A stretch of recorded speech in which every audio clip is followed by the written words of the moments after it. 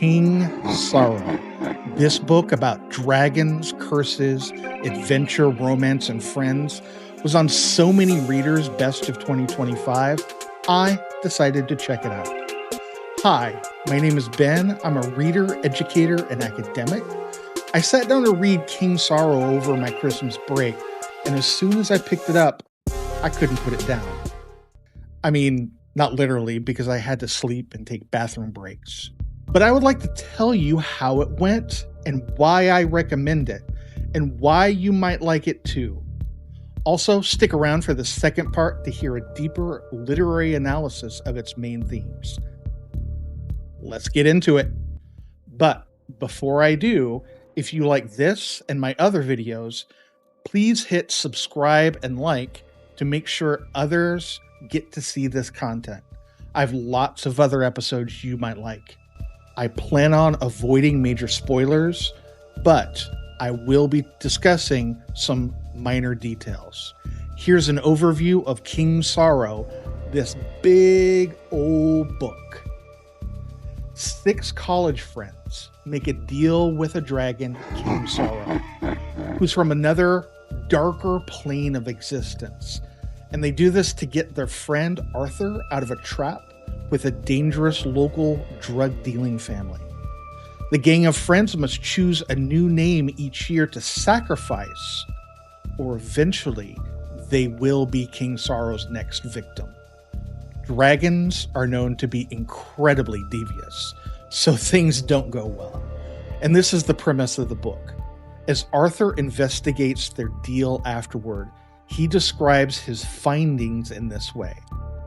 For starters, it's a bad idea to make a deal with dragons. Language is one of their weapons, as much as the fire they breathe or the tail that can knock down a house. But as much as Arthur is the focus of the first chunk of the book, the novel is really about the whole group of friends over the course of several decades. So you really get into the backstory and perspectives of Gwen, Allie, Donna, Van, Arthur, and Colin. While the book looks and feels sometimes like an epic, their connections with one another keep the story grounded in more everyday issues. I say everyday with a caveat. The book has a firm foundation in the contemporary world, but it's littered with magical and fantastical elements. King Sorrow spans the late 80s up to the 2010s, and it even ventures a bit into the 2020s. Since this is Joe Hill's first book in about, 10 years, it makes sense that the novel has covered the time period of when he drafted it.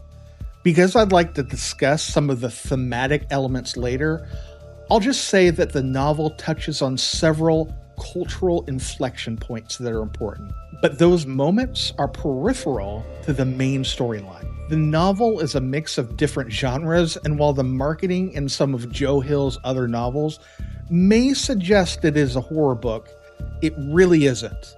Well, not entirely. More accurately, the book has horror elements, because deals with dragons are scary, but it seems more closely aligned with fantasy.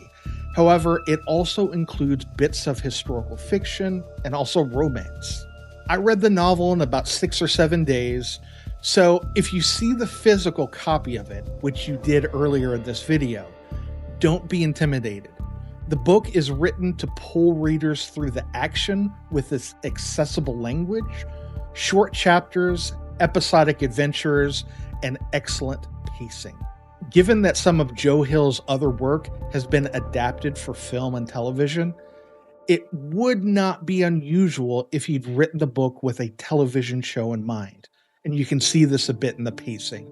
And it just so happens, in an interview with Mashable, Hill revealed that the TV rights have already been optioned and that the series is in development. There are no details yet on who optioned it. His earlier work, Lock and Key, was produced by Netflix, and Nosferatu was an AMC series, so these might be possibilities. This is my review. Given my overview of the book, it may not surprise you that I like the book a lot. I usually read literary fiction, and while the book has some literary elements, I can tell you that its focus is more on popular appeal. In particular, the novel succeeds because careful attention was paid to the pacing, tension, and overall appeal of the narrative. Let's take a look at the review stats.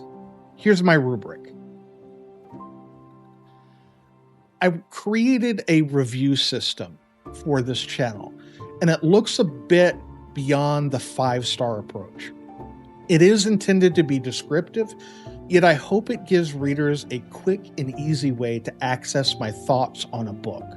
It has 7 categories that are roughly associated with how I evaluate novels. Each category is scored out of 5, which is intended to ground the review in something familiar. A 3 is my midpoint or average score. These reviews are available on Instagram where I'm able to write them, so simply click on the arrows to find the rubric and the completed review of the book. When I reviewed King Sorrow, I tried to use as objective a method as I can. When I say objective, I mean that I try to maintain a consistent view of quality like I might when grading. We will see how this holds up over time. As I said at the beginning, I believe that King Sorrow will actually be a classic. It has broad appeal and is written with a popular audience in mind. This is why it scores particularly well in both plot and structure, as well as setting and atmosphere. The story is exciting and it's well executed. I found it compelling enough to tear through in just a couple of days. The pacing was tight and well-timed enough to keep most audience reading. The scores were a bit lower in other categories, but they still sat on the higher range of the chart. I felt that the character development relied a bit heavily on cliches, but this wasn't enough to make me mad or to make me put down the book.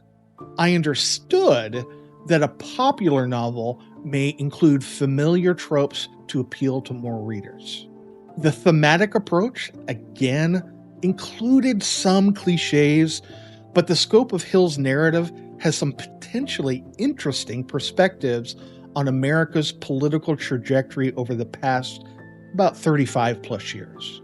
The novel was average in a few places, like its writing style. It was nothing to write home about.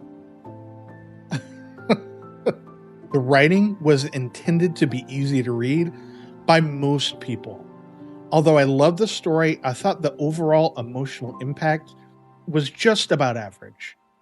Hill wrapped up the story well enough, but I've already forgotten how exactly it ended, if that tells you anything. I almost gave my category current relevance a 4, so it was close to being higher, but the ending didn't quite finalize its themes enough to go beyond average. That said, I thoroughly enjoyed the book even if it didn't score highly in some areas. It's a recommend for people who love multi-decade adventures, mixes of horror and fantasy, and longer haul immersive stories. My wife Julie is not a horror fan, not opposed to it, but not into it. She reads mainly literary fiction, historical fiction, and some light fantasy.